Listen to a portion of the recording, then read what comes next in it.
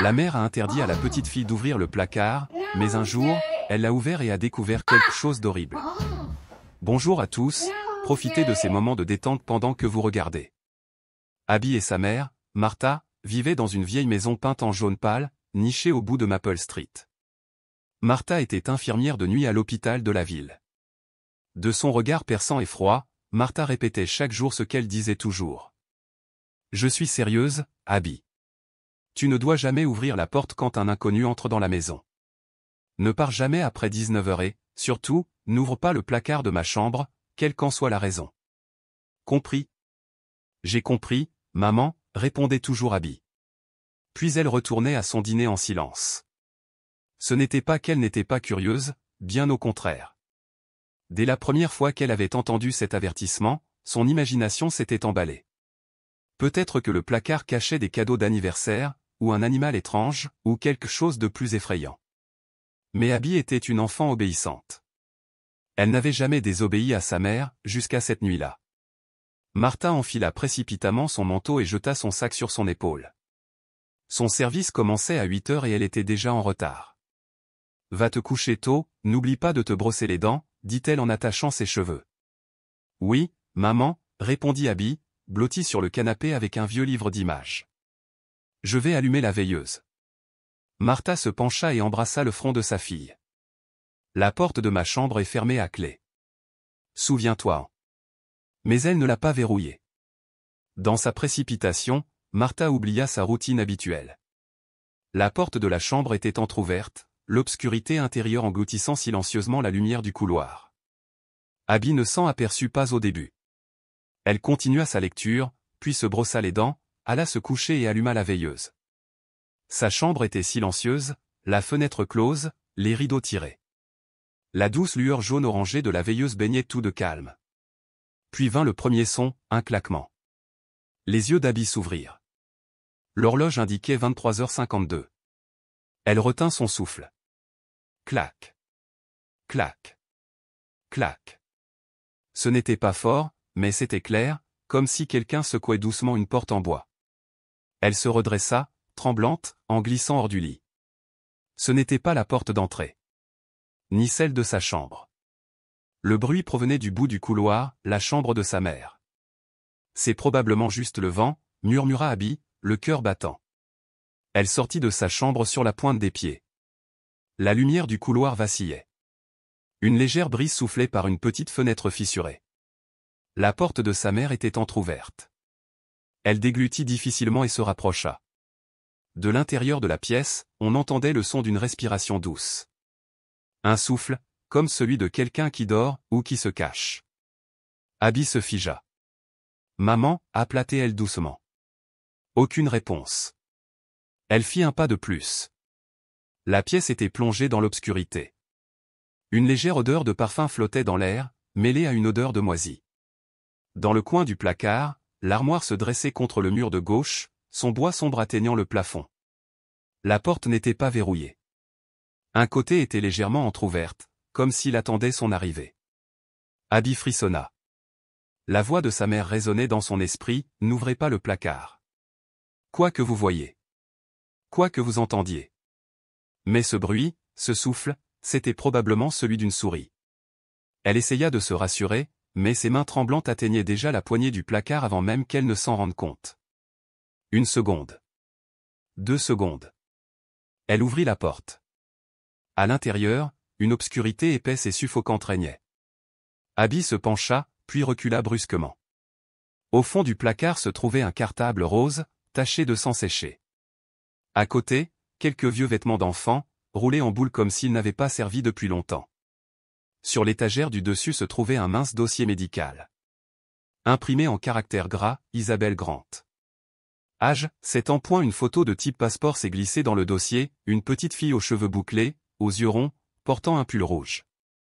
Ce n'était pas Abby. Ce n'était personne qu'elle avait déjà vu. Abby se figea. Isabelle, murmura-t-elle le nom, les mains tremblantes. Plus aucun souffle ne sortait du placard. Le silence était revenu, comme si de rien n'était. Mais l'esprit d'Abby était tout sauf calme. Elle retourna dans sa chambre, serrant le dossier contre elle, et le cacha sous son lit. Elle était si effrayée qu'elle faillit pleurer, mais n'osa pas appeler sa mère. Elle savait, d'une manière ou d'une autre, que ce soir, sa mère ne répondrait pas. Elle se recroquevilla étroitement, les yeux grands ouverts, fixant le plafond, où les formes animales familières de sa veilleuse se tordaient maintenant en ombre grotesque. Elle ferma les yeux. Elle ne voulait pas penser au sac à dos, mais elle ne pouvait s'empêcher de penser à tout. Pourquoi y avait-il du sang? Pourquoi le nom de quelqu'un d'autre? Et pourquoi sa mère, si gentille et si douce, la femme qui se souciait tant de ses patients, gardait-elle ces choses secrètes? Un bruissement résonna sous le lit.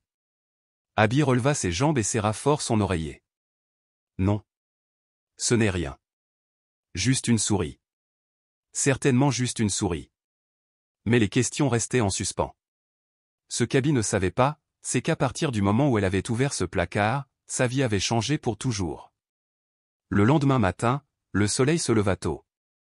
L'odeur du pain grillé emplit la cuisine. Mais Abby ne pouvait pas manger. Elle resta assise en silence, évitant sa mère du regard. Martha la regarda en fronçant les sourcils. « Ça va? Je suis juste un peu fatiguée. Y a-t-il quelque chose que tu veux me dire? » « Non, maman. » Martha hocha la tête, mais son regard ne quitta pas sa fille. Abby regarda sa mère, ce visage était toujours le sien, mais il lui semblait si étrange.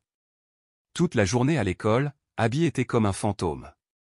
Elle ne prêtait pas attention à ce que disait le professeur, ni même n'ouvrait sa boîte à lunch. Son esprit revenait sans cesse à ce sac à dos rose taché de sang. Aux yeux innocents sur la photo. À l'étrange dossier médical. « Abby » s'exclama mademoiselle Teresa, la tirant de ses pensées tourmentées. « As-tu entendu ma question? » « Eh bien, oui, » balbutia Abby en rougissant. Elle baissa la tête et murmura, « Je suis désolée. » Mademoiselle Teresa était la professeure principale d'Abby. C'était une femme d'une trentaine d'années aux cheveux ondulés, vêtue habituellement d'un cardigan vert en tricot. Bienveillante et perspicace, elle remarquait toujours le moindre changement chez ses élèves. Le silence et la distraction inhabituelle d'Abby n'avaient pas échappé à son attention. Après le cours, Teresa a gentiment appelé Abby et lui a demandé « Tu vas bien? Tu as l'air un peu dérangé aujourd'hui. » Abby leva les yeux vers elle, les yeux pétillants d'hésitation, mais ensuite elle secoua la tête. « Je vais bien. Je suis juste fatiguée. » Teresa hocha la tête et posa une main réconfortante sur l'épaule d'Abby.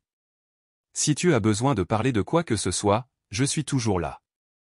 Tu le sais, n'est-ce pas? » Abby hocha la tête, mais son cœur battait fort. Elle ignorait pourquoi, mais elle faisait confiance à Teresa. Une petite part d'elle-même désirait désespérément en parler à quelqu'un, être aidée. Ce soir-là, Martha partit pour un autre quart de nuit. Elle souhaita bonne nuit à Abby, comme d'habitude, mais son regard s'attarda, empli d'un doute muet. Elle sentait la distance grandir entre elles, même si sa fille n'avait pas dit un mot.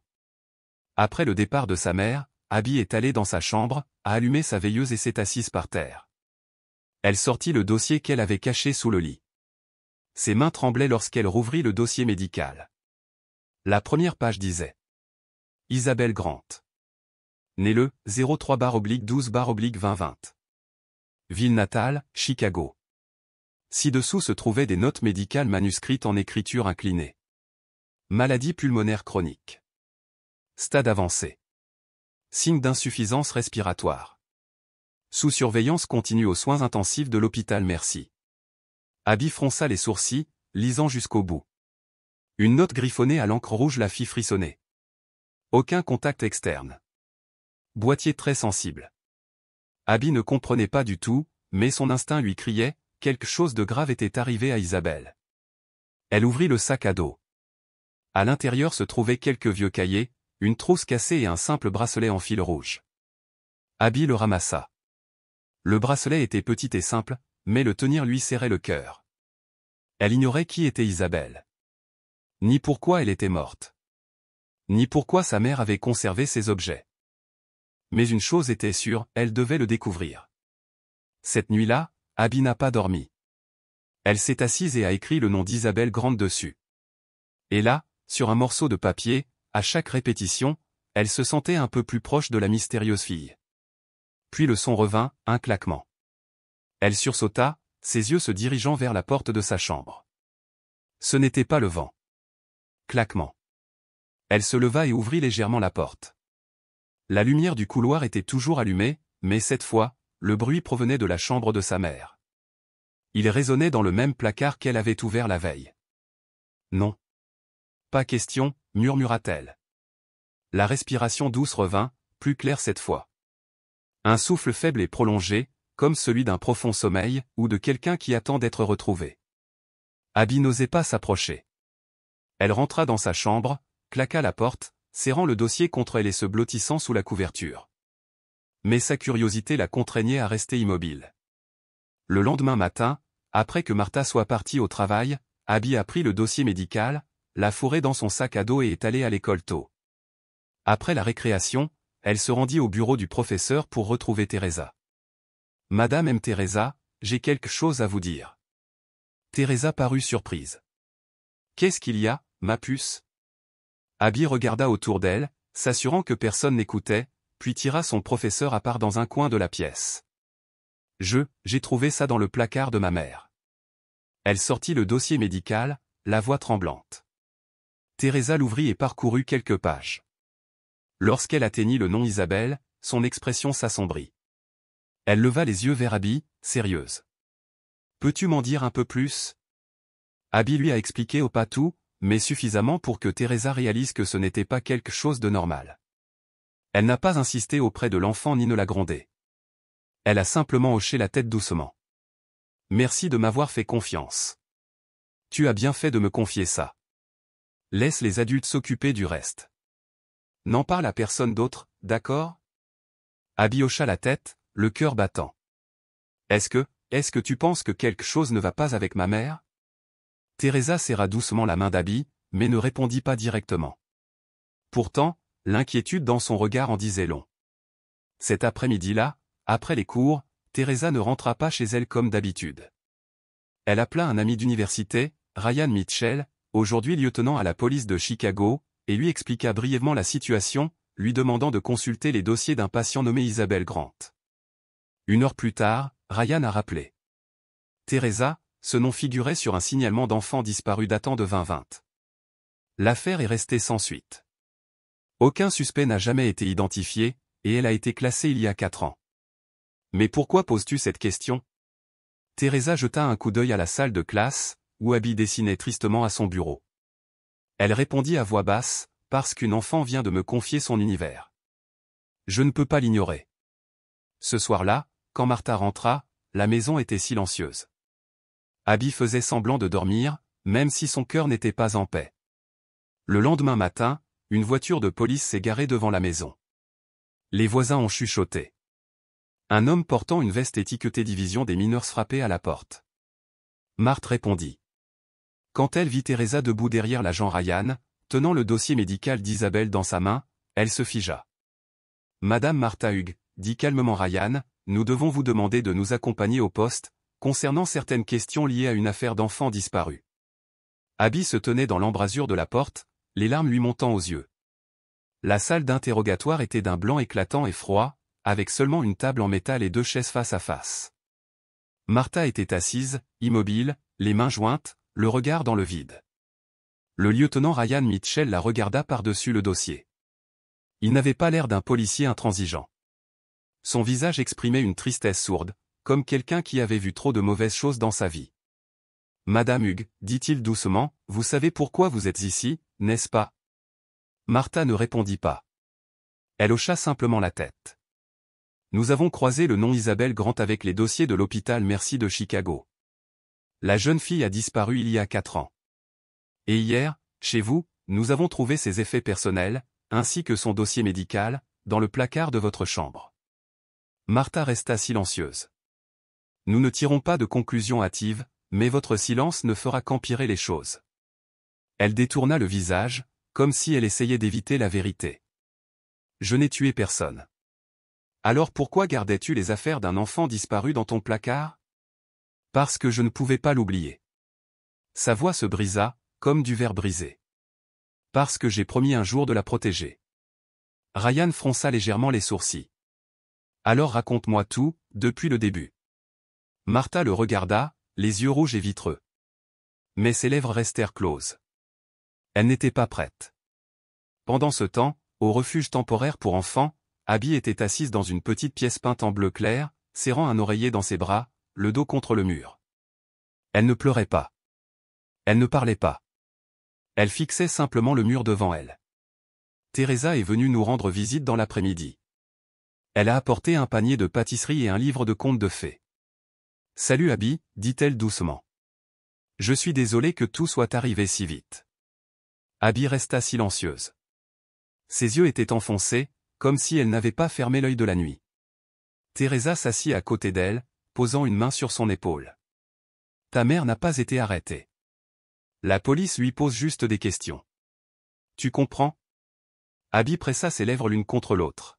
« Il pense que ma mère a tué quelqu'un. » Personne n'a dit ça, Teresa secoua la tête, même si elle-même trouvait que les mots sonnaient creux. Abby se tourna vers elle et murmura, « Mademoiselle Teresa, si une bonne personne cache quelque chose de mal, est-elle toujours une bonne personne ?» Teresa resta silencieuse un moment, puis répondit, « Parfois, les gens ont l'impression qu'ils doivent faire quelque chose de mal pour protéger ce qui est bien, mais cela ne signifie pas toujours qu'ils sont mauvais. » Abby baissa les yeux. Je ne sais plus qui croire. Cette nuit-là, dans la pièce froide, Abby rêva du placard. La porte s'ouvrit en grinçant, révélant une obscurité épaisse. De l'intérieur, une fille aux cheveux bouclés, vêtue d'un pull rouge, sortit lentement. « Je suis Isabelle » murmura la jeune fille, sa voix aussi fine qu'un fil. Abby recula en tremblant. « Que veux-tu » ? « Je ne veux rien, » dit Isabelle. « C'est juste que, tu m'as vu, n'est-ce pas ?» Abby hocha la tête. « Elle m'a sauvé. Mais maintenant, elle est en danger. »« Tu veux dire ma mère ?» Isabelle ne répondit pas. Elle esquissa un sourire triste et disparut dans une brume grise. Abby se réveilla en sursaut, la sueur froide trempant son col. Le lendemain matin, la nouvelle explosa. Une infirmière soupçonnée d'une mystérieuse disparition d'enfants à Chicago ou des preuves choquantes découvertes au domicile d'une mère célibataire. La photo de Martha était affichée sur la première page. Springfield, autrefois une ville tranquille, bourdonnait de ragots. Des gens ont pris des photos devant la maison d'Abby. Quelqu'un a même peint à la bombe meurtrière sur la porte d'entrée. Abby a tout vu à la télévision dans la salle commune du refuge. Elle a jeté la télécommande par terre et a fondu en larmes. Teresa arriva peu après, furieuse. Elle exigea que le personnel éteigne les informations, puis serra Abby dans ses bras. « Tu n'as pas besoin d'écouter ça. Ils ne savent rien. »« Mais je ne sais rien de ma mère non plus, » sanglota Abby. « Elle m'a tout caché. Elle m'a dit de ne pas ouvrir le placard. Elle m'a dit de ne pas poser de questions. Alors, est-elle toujours quelqu'un de bien, mademoiselle Teresa ?» Teresa ne répondit pas immédiatement.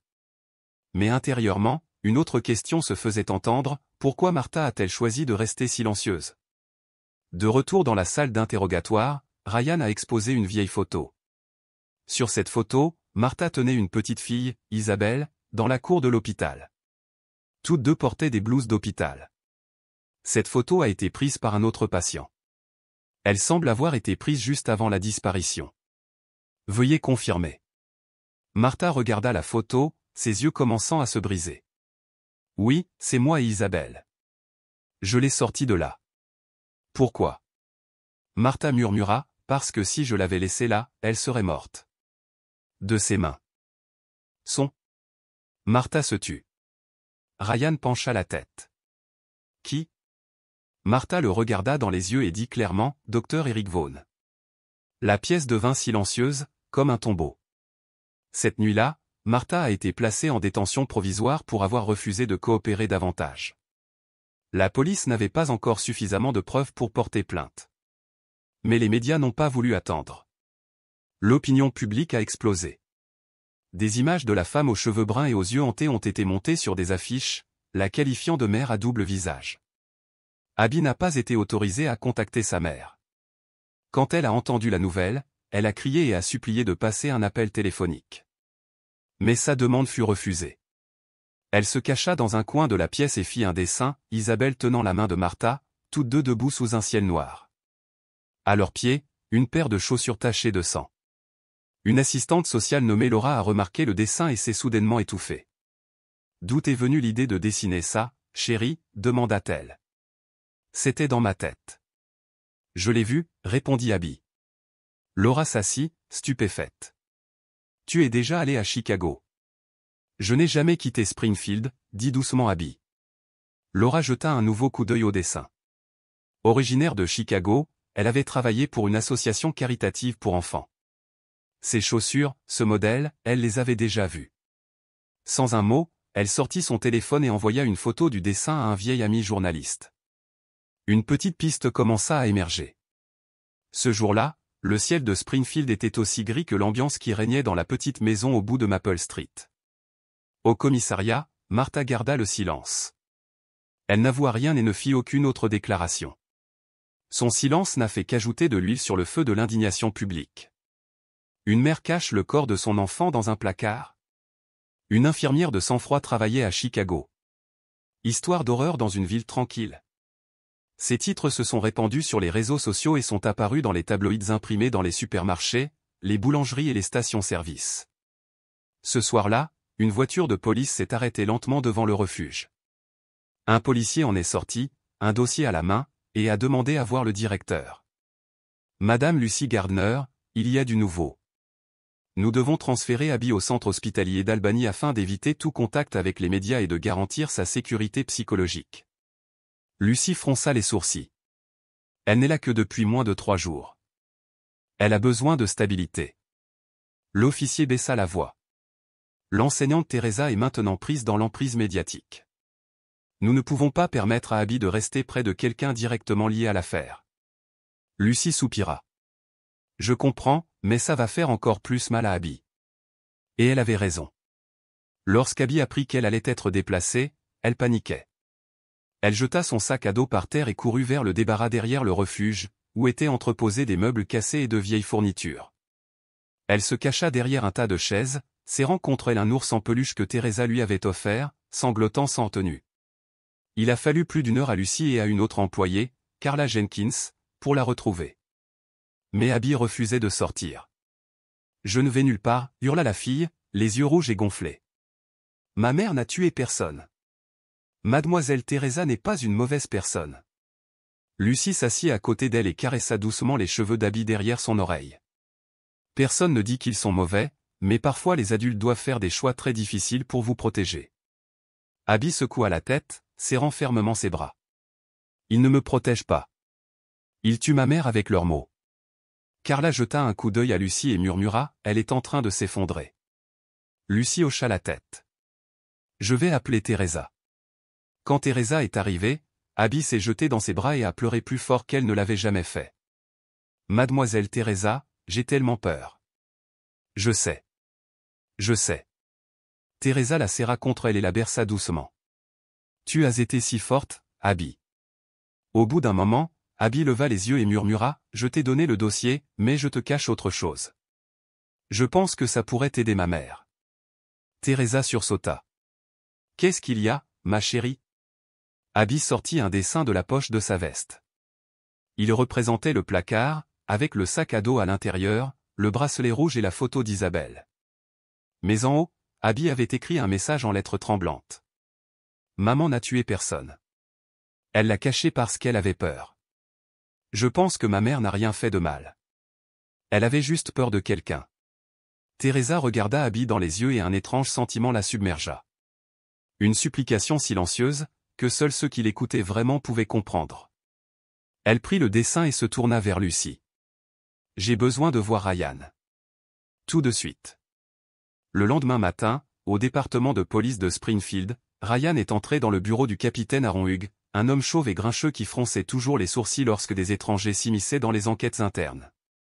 Encore des dessins d'enfants, Mitchell, ricana Aaron en voyant Teresa tenir le dessin d'Abby. Ce n'est pas un simple dessin. C'est une preuve indirecte. Elle décrit exactement ce que nous avons trouvé dans le placard, avec une précision troublante. Aaron fit un geste de la main. La gamine vivait dans cette maison. Bien sûr qu'elle l'a vue. Teresa répondit fermement. Personne ne lui a parlé du bracelet rouge. Mais elle l'a dessiné, en détail. Elle se souvient de tout.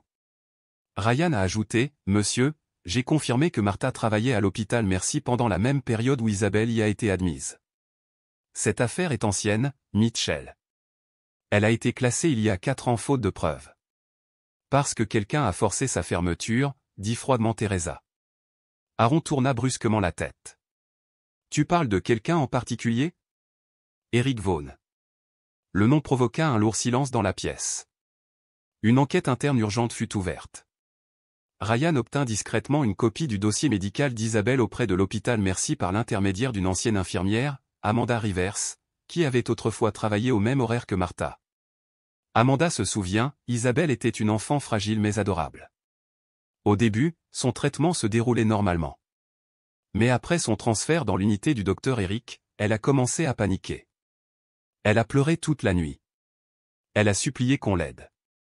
Elle a dit, il me fait mal. Qui était-il? Demanda Ryan. Eric. Mais personne ne la croyait. Qui oserait accuser le médecin-chef? Il avait des liens avec le directeur de l'hôpital, et même avec certains journalistes. Martha, elle était la seule à croire la fille. Teresa serra les poings. Et Martha emmena Isabelle. Amanda hocha la tête, les yeux rouges. Je me souviens de cette nuit-là. Martha n'a pas dit un mot. Elle a juste fourré des vêtements et des médicaments dans un sac, puis elle a disparu. L'enquête a pris un tournant décisif lorsque la police a retrouvé une vieille caméra de sécurité dans le parking de l'hôpital Mercy. Elle a découvert des images floues, mais regardables. Martha transportait Isabelle par la sortie latérale, jetant constamment des coups d'œil autour d'elle. Plus choquant encore, des images filmées par une caméra installée au sous-sol montraient Eric étranglant une patiente en l'absence d'infirmière. La vidéo avait été quasiment effacée, stockée sur un disque dur endommagé. Mais Ryan l'avait fait partiellement restaurer par un expert informatique. Bien qu'incomplète, les preuves étaient suffisamment solides pour que le conseil d'administration interne de l'hôpital suspende Eric Vaughn dans l'attente d'une enquête plus approfondie. Dès que la nouvelle de l'enquête sur Eric a éclaté, les médias se sont soudainement tus. Fini les gros titres qualifiant Martha de meurtrière. Certains sites web ont discrètement supprimé d'anciens articles ou modifié leurs titres. Mais pour Abby, c'était toujours un cauchemar. Elle ne comprenait pas ce qui se passait. Tout ce dont elle se souvenait, c'était le regard dans les yeux de sa mère lorsque la police l'emmenait, la façon dont sa mère ne s'était jamais retournée. Un après-midi, Teresa s'est rendue au refuge avec un morceau de papier plié. « Abby, ta mère t'a écrit une lettre. » Abby l'ouvrit. L'écriture était celle de Martha, familière et douce. « Ma très chère Abby. Je sais que tu avais très peur. Je suis désolé de ne pas avoir pu te protéger de tout. Mais tu as été plus courageux que moi. Tu as osé demander, croire, te battre. Je suis fier de toi. Quoi qu'il arrive, je suis toujours ta mère. Et toi, tu es la seule lumière dans mes ténèbres. » Des larmes coulaient à chaque mot. Pour la première fois depuis des jours, Abby sourit un sourire fragile. Mais intérieurement, elle ressentait un profond regret d'avoir mis sa mère dans cette situation. Après que la vidéo divulguée de l'ancienne caméra a commencé à circuler en interne, il semblait que l'opinion publique allait enfin changer. Mais ensuite, une force est intervenue et tout s'est inversé. Quelques heures seulement après l'annonce de la suspension d'Eric Vaughn, une vague de nouveaux articles est apparue sur les principaux sites d'information. Un médecin réputé diffamé par une infirmière souffrant de troubles mentaux. Qui est le vrai manipulateur? Martha Hughes, la mère instable au passé trouble. Martha, autrefois dépeinte comme une victime, était désormais présentée comme un personnage mystérieux et suspect. Ils ont tout exhumé, son traitement antérieur pour dépression postpartum après la naissance d'Abby, ses 3 changements d'emploi en 5 ans, chaque raison officiellement présentée comme un « déménagement pour raison familiale ». Ils ont même interviewé une ancienne collègue anonyme qui a déclaré « Elle était toujours silencieuse. Elle fixait les murs. Une fois, je l'ai vue parler toute seule dans la salle des infirmières. Je ne serais pas surprise qu'il lui arrive quelque chose de terrible. » Teresa était furieuse. Elle frappa la table du poing en voyant l'article. « C'est quoi ce bordel? C'est de la diffamation. » Ryan soupira et jeta le papier. Quelqu'un investit des sommes considérables pour contrôler le récit, et une seule personne possède les ressources nécessaires pour le faire. Eric Vaughn. Mais il fait l'objet d'une enquête. Exactement. C'est pourquoi il passe à l'offensive. Si l'image de Martha est détruite avant l'intervention du tribunal, son témoignage n'aura aucune importance. Teresa se mordit la lèvre, la rage bouillonnant en elle. Et Abby? Cet enfant est piégé dans un refuge, entouré de mensonges. Si elle commence à y croire, elle pourrait ne jamais pardonner à sa mère. Elle ne voulait plus jouer avec personne. Elle sautait le déjeuner et ne parlait plus à Lucie ni à Carla. Au lieu de cela, elle passait son temps seule, penchée sur son bureau, à écrire page après page les mêmes phrases obsédantes, « Maman n'a tué personne. Isabelle existe. Eric est le diable. » Un après-midi, pendant la récréation, Abby fut emmenée faire sa promenade habituelle. Un homme d'âge moyen, vêtu d'un manteau beige et d'une casquette de baseball, se tenait près de la clôture. Il faisait semblant d'être au téléphone, mais ses yeux restaient fixés sur Abby lorsqu'elle passa. À voix basse, il l'appela par son nom. Abby. Elle tressaillit et se retourna. Ne dis plus un mot, pas si tu veux que ta mère vive. Abby se figea. Mademoiselle Teresa, votre mère, même vous, vous allez tous souffrir. Comprenez-vous? Ne soyez pas stupide. Puis, sans un autre regard, il se retourna et disparut dans la foule voisine. Abby se laissa tomber dans l'herbe, la tête bourdonnant comme un nid de guêpe. Son cœur battait à tout rompre. La sueur perlait sur son visage. Elle n'en parla à personne. Mais cette nuit-là, elle rêva à nouveau du placard. Cette fois, à l'intérieur se trouvait un homme en manteau beige, le dos tourné, un sourire en coin étirant ses lèvres. Isabelle gisait à ses pieds, immobile. Abby s'est réveillée en hurlant. Lucie et Carla se précipitèrent dans la pièce, mais Abby se contenta de secouer la tête sans rien dire. Son regard était vide, creux.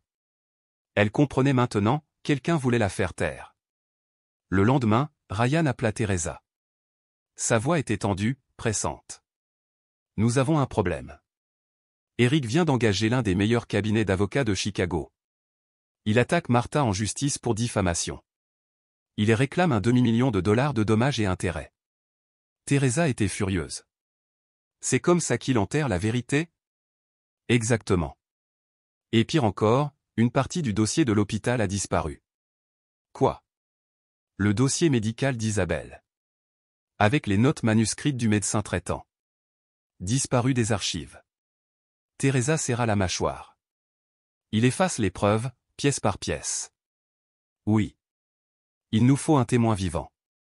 Et la seule personne en mesure de le faire, c'est Martha, si elle est prête à raconter toute l'histoire. Au centre de détention, Martha a été amenée pour un deuxième interrogatoire. Cette fois, Ryan n'était pas seul. À côté de lui était assise Teresa, qui s'était battue pour avoir le droit d'être là.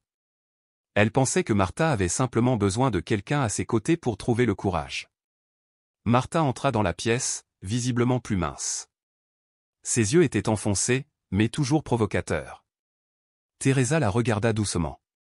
Martha, si tu ne parles pas, tout va s'effondrer. Eric plie la vérité à sa volonté. Martha ne dit rien. Ryan glissa une feuille de papier sur la table. Elle montrait une photo d'Eric et était accompagnée d'un enregistrement audio restauré. La voix d'Eric résonnait, froide et clinique, lors d'une réunion du personnel. Je me fiche de ce que ressent la fille. Il faut que cette chambre soit libérée pour le prochain patient. Si vous ne pouvez pas faire votre travail, je trouverai quelqu'un qui le pourra. Son ton était glacial, dénué d'empathie. Marthe tremblait. C'est comme ça qu'il voit les enfants, murmura Teresa. Martha pinça les lèvres. Après un long silence, elle parla enfin. Je n'ai pas pu sauver Isabelle. Mais j'ai essayé. J'ai tout abandonné au mon nom, ma carrière pour la sortir de là. Elle n'est pas morte à cause de moi. Elle est morte de sa maladie, et parce que personne ne voulait m'aider. Sa voix s'est brisée. J'ai gardé ses affaires en guise de promesse. Qu'elle ne serait pas oubliée. Ryan hocha doucement la tête. Vous pouvez désormais tenir cette promesse en disant toute la vérité publiquement. Au même moment, Teresa a appris qu'Abby avait été approchée par un homme étrange. Elle se précipita vers Lucie. Je veux qu'Abby soit sous haute protection. Personne ne la verra, sauf le personnel. Lucie hocha la tête, alarmée. Je vais renforcer la surveillance. Mais s'il est déjà passé si près, on n'a plus beaucoup de temps. Cette nuit-là, Teresa était assise seule dans son bureau, regardant une photo d'Isabelle à côté de son dossier. Elle la retournait. Là, griffonnée au stylo à billes, se trouvaient 5 mots, ne les laissez pas m'oublier. Elle regarda par la fenêtre. Les lumières de la ville scintillaient dans la nuit, mais en elle, une terreur lente s'insinuait. Le genre de terreur qui murmure la vérité pourrait avoir un prix. Le nom d'Eric Vaughan apparaît à plusieurs reprises dans tous les dossiers liés au passé de Martha à l'hôpital Mercy. Dr Eric Vaughan, chef du service de pédiatrie. Il a été honoré du titre de héros de l'année en matière de santé et est devenu le porte-parole de la Les enfants sont l'avenir campagne menée par la ville de Chicago. Son dossier était impeccable. Pas une seule plainte officielle. Pas un seul rapport interne. Seulement des murmures, enterrés avant de pouvoir grandir. Eric est le genre d'homme qui façonne parfaitement son image, avait déclaré Amanda Rivers au téléphone. Il peut faire en sorte qu'un enfant en pleurs se sente reconnaissant d'être menacé. Ryan posa le gros dossier sur la table. Il a du pouvoir. Teresa hocha la tête. Et il sait quand s'en servir. Quand Martha a pris Isabelle et s'est enfuie, il n'a pas fait de scandale. Il ne l'a pas dénoncé. Parce qu'il savait que si l'affaire était portée devant les tribunaux, la vérité pourrait éclater. Ryan sirotait son café froid en fronçant les sourcils. Il a laissé Isabelle mourir tranquillement. Puis il a tendu un piège à celui qui l'avait défié. Une semaine plus tard, Eric tenait une conférence de presse devant l'hôpital Mercy. Les journalistes affluaient. Il est apparu en costume noir. Le visage sérieux. Les yeux légèrement rouges, comme un homme blessé par des accusations sans fondement.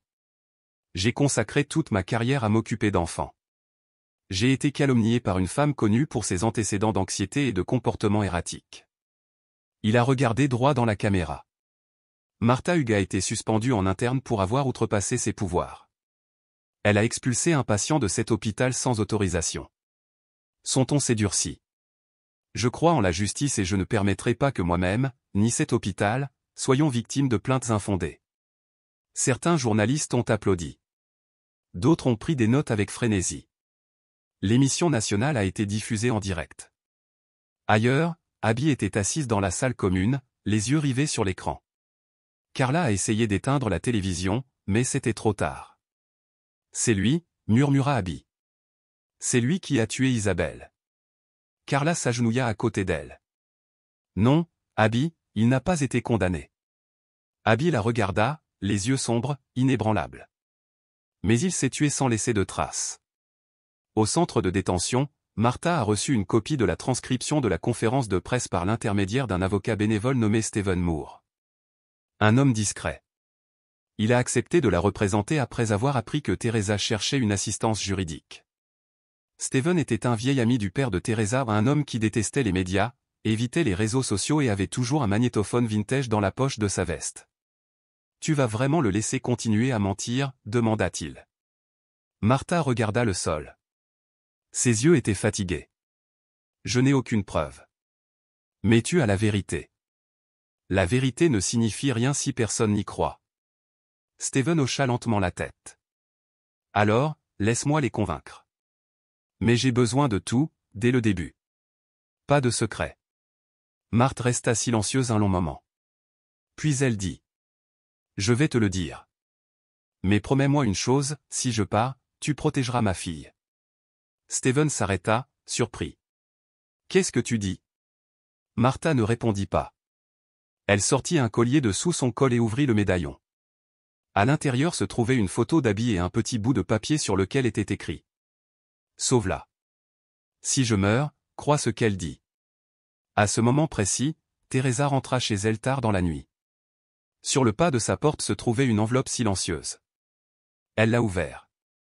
À l'intérieur se trouvait une note manuscrite. « Vous en savez trop, mademoiselle Teresa. Si vous persistez, vous suivrez le chemin de Martha. » En bas, une photo, Teresa et Abby marchaient ensemble dans la cour du refuge. Leur visage était clairement visible. Teresa se figea. Ses mains tremblaient. Elle n'a pas appelé la police. Elle n'a pas appelé Ryan. Elle a discrètement enfermé la photo dans son tiroir. Maintenant, elle comprenait la peur de Martha. Le lendemain, Stephen est arrivé au poste de police pour rencontrer Ryan. Il avait apporté la transcription officielle du témoignage complet de Martha. Elle y décrit en détail comment elle a vu Eric administrer une surdose de morphine à une jeune fille souffrant d'une maladie cardiaque, sous prétexte de soulager sa douleur plus rapidement. Isabelle était l'une des rares patientes à avoir réagi sévèrement à ce médicament. Elle a eu des convulsions après une seule injection. Martha avait essayé de déposer un rapport interne, mais on lui avait dit de garder le silence. Lorsqu'elle a découvert qu'Eric prévoyait de transférer Isabelle dans un autre service sans suivre les procédures appropriées, Martha l'avait secrètement aidée à s'échapper. Isabelle décède 3 mois plus tard d'une insuffisance respiratoire aiguë. Mais avant de mourir, elle dit à Martha. « J'ai tellement peur de lui. » Il souriait quand j'avais mal, lut Ryan à voix haute, ses mains se resserrant autour du papier. « Nous avons besoin d'un autre témoin pour confirmer le comportement d'Eric, a-t-il déclaré fermement. Steven hocha la tête. « J'ai quelqu'un. Un ancien médecin nommé Adam Whittaker. Il travaillait sous la direction d'Eric et il est en train de mourir d'un cancer. Pourquoi parlerait-il maintenant? Parce qu'il n'a plus rien à perdre. » Le lendemain, Adam est apparu en fauteuil roulant, une poche de liquide accrochée à son bras. L'interview vidéo, enregistrée par le groupe de journalistes indépendants que Teresa avait contacté plus tôt, était diffusée en mode silencieux. « J'ai vu un jour Eric frapper un enfant avec une règle à la clinique. Personne n'osait réagir. Il menaçait de résilier les contrats et d'effacer les dossiers. Martha fut la seule à résister, et elle en paya le prix. Il la fit suivre, fouilla ses affaires, la menaça. Puis il fit passer tout ça pour une personne mentalement instable. Adam regarda la caméra d'une voix assurée. « Je m'exprime aujourd'hui parce que je ne veux pas mourir en lâche. » Le clip ne durait que 3 minutes, mais lorsqu'il a été publié sur la chaîne indépendante Vérité Médicale, elle a explosé, près d'1 million de vues en seulement 24 heures. Ce soir-là, Eric a tenu une conférence de presse d'urgence. Son ton était défensif et froid. Il a nié toutes les accusations et a menacé de poursuivre Adam et le média pour fabrication, diffamation et diffusion de fausses informations. Mais le vent avait déjà tourné. Sous la vidéo, des milliers de commentaires ont afflué, soutenant Martha. Si une seule personne l'accuse, j'en douterais. Mais 3? Ce n'est pas une coïncidence. Il ment sans sourciller. L'homme puissant et discret, par excellence. Au refuge, Abby sourit pour la première fois depuis l'arrestation de sa mère. Teresa entra, un carnet neuf à la main. « Abby, ta mère a dit toute la vérité, et les gens commencent à l'écouter. »« Vraiment ?» demanda Abby d'une voix faible. « Vraiment. Et je n'abandonne pas non plus. » Abby hocha la tête en murmurant, « Isabelle n'est pas seule. Maman l'a protégée, et je protégerai maman. » Tribunal de district de Springfield. Lundi matin. Derrière une épaisse vitre séparant la salle d'audience de la galerie publique, une faible lumière filtrait. Martha entra lentement, vêtue d'un uniforme de prisonnière gris clair. Ses mains étaient menottées, c'est pas prudent. Son regard était calme, mais indéniablement fatigué. C'était comme si toute la ville s'était arrêtée pour assister à ce moment. De l'autre côté de l'allée, Eric Vaughn était assis, entouré d'avocats et de conseillers.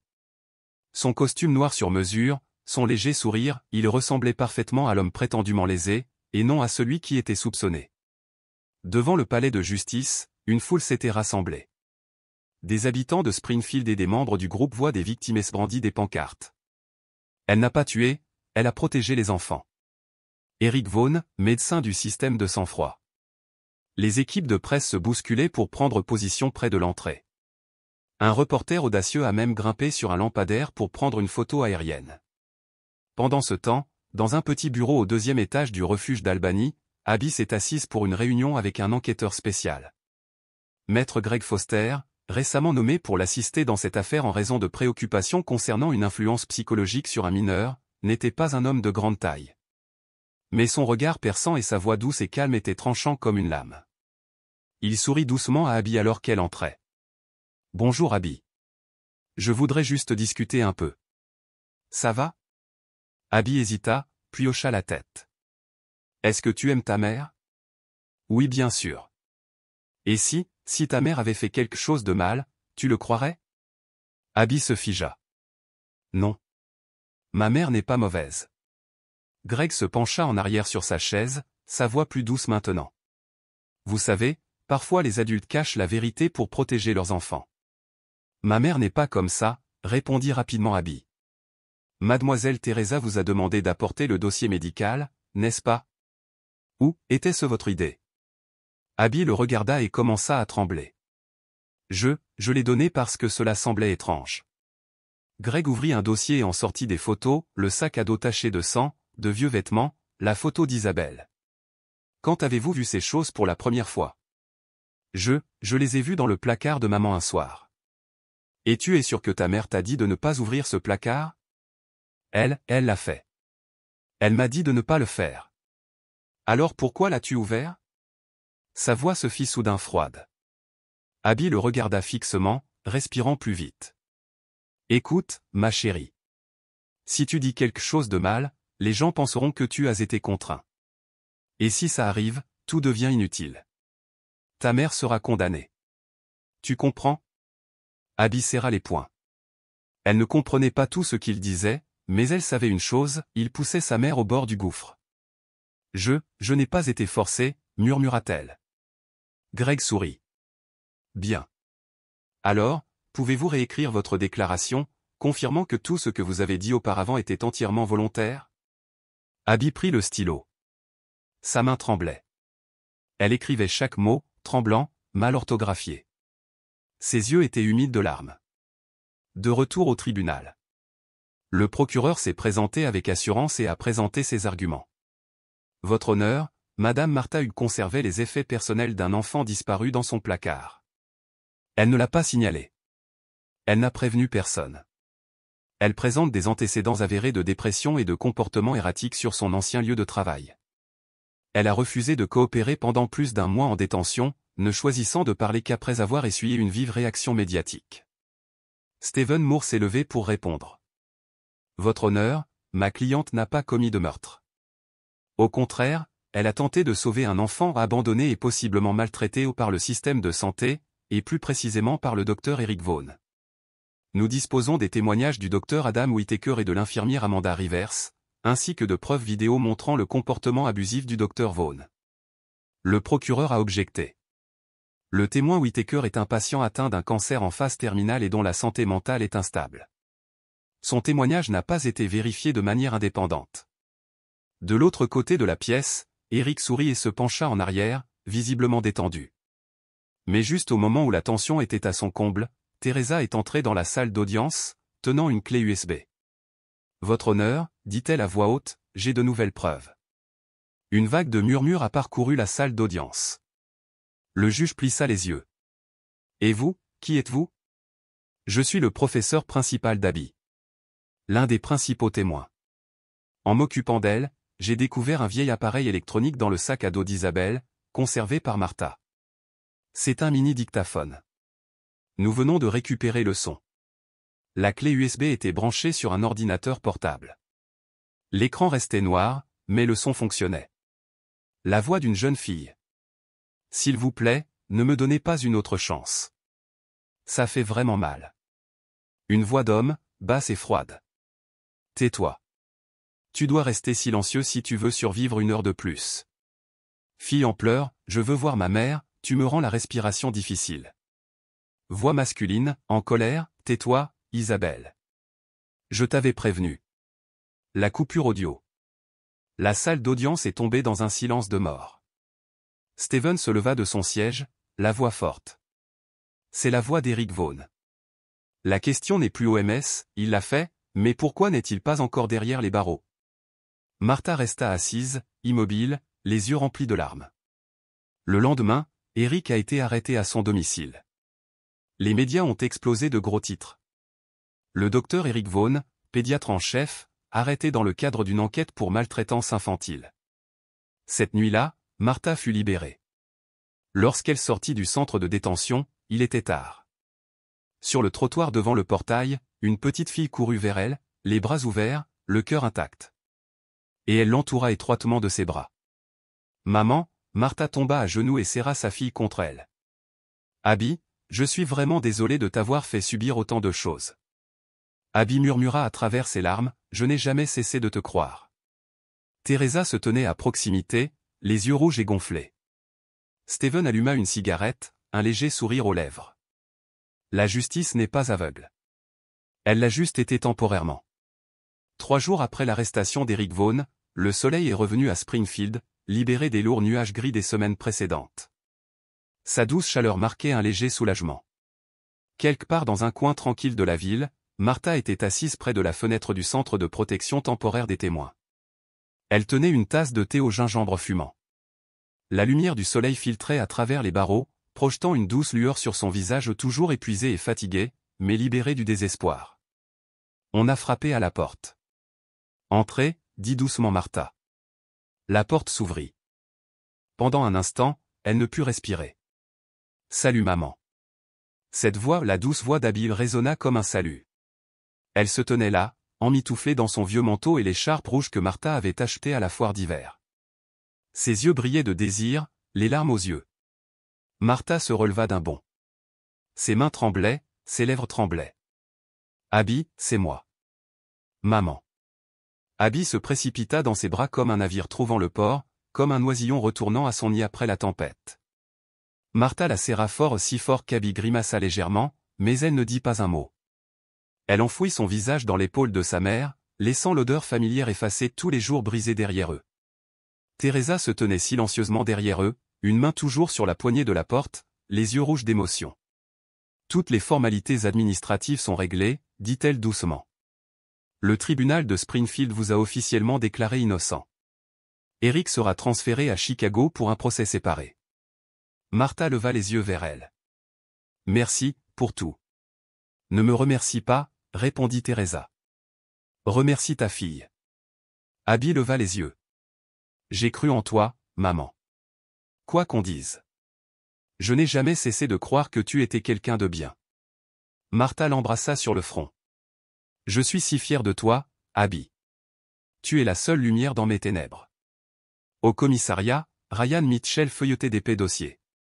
Avec l'avocat Stephen Moore, il finalisait les preuves à transmettre au tribunal de Chicago. Eric Vaughn serait poursuivi pour plusieurs chefs d'accusation, abus de pouvoir dans un contexte médical, blessure grave ayant entraîné la mort, obstruction à une enquête par falsification de preuves et intimidation de témoins, et violation des droits d'un mineur. Ryan était assis, plongé dans ses pensées. Le seul regret est qu'Isabelle ne soit plus en vie pour témoigner. Stephen posa une main sur son épaule. Mais sa voix résonne encore dans tout ce que Martha et Abby ont dit. La justice n'a pas besoin d'être vivante, elle a seulement besoin de la vérité pour être révélée. 2 semaines plus tard, Martha et Abby quittaient officiellement Springfield. Par un après-midi chaud, elles montèrent à bord d'un bus pour Savannah, un endroit où Martha avait rêvé de prendre un nouveau départ. « Tu as peur ?» demanda Martha tandis que le bus s'éloignait, les rues familières disparaissant derrière la vitre. Abby secoua la tête. « Tant que tu es là, je n'ai pas peur. » Sur ses genoux se trouvait une petite photo encadrée d'Isabelle. Elle ne la cacha pas. Elle la garda sur ses genoux, essuyant délicatement la poussière. « Elle est partie, » dit Abby, « mais elle n'est plus seule. Maintenant, toi et moi, nous vivrons pour elle. » Martha ne dit rien. Elle prit simplement la main d'Abby et la serra fort, comme si le monde pouvait disparaître à tout moment. Savannah les accueillit avec sa douce lumière et le rythme paisible d'une ville plus tranquille. Martha trouva du travail dans une petite clinique de banlieue, pas de regards suspects, pas de médias indiscrets. Teresa s'y était installée elle aussi et enseignait désormais dans une école primaire locale. « Je suis venue pour une raison », a-t-elle déclaré un après-midi, en rencontrant Martha dans un petit café près de l'arrêt de bus. « Pourquoi ?» demanda Martha. Teresa sourit doucement. « Pour que des enfants comme Abby n'aient plus jamais à affronter ce genre de choses seules. » Les 2 femmes étaient assises en silence, liées par des pertes trop profondes pour être nommées. Un samedi matin, Abby se leva tôt et déposa soigneusement la photo d'Isabelle sur son bureau. Elle s'assit face à elle, les bras croisés. « Tu m'entends ?» murmura-t-elle. « Maman t'a protégée. Et elle m'a protégée aussi. Maintenant, tout le monde connaît la vérité. Plus personne ne la traite de meurtrière. Elle porte à nouveau une blouse blanche et aide les gens. Elle sourit davantage maintenant, même si je sens qu'elle est encore triste parfois quand elle me regarde. Mais elle est forte. » Au centre de détention spécial de Chicago, Eric Vaughn était assis seul, en isolement. Son costume, autrefois coûteux, avait été remplacé par un uniforme de prisonnier gris. Ses cheveux argentés, autrefois lisses, étaient désormais en bataille. Mais son regard était toujours froid.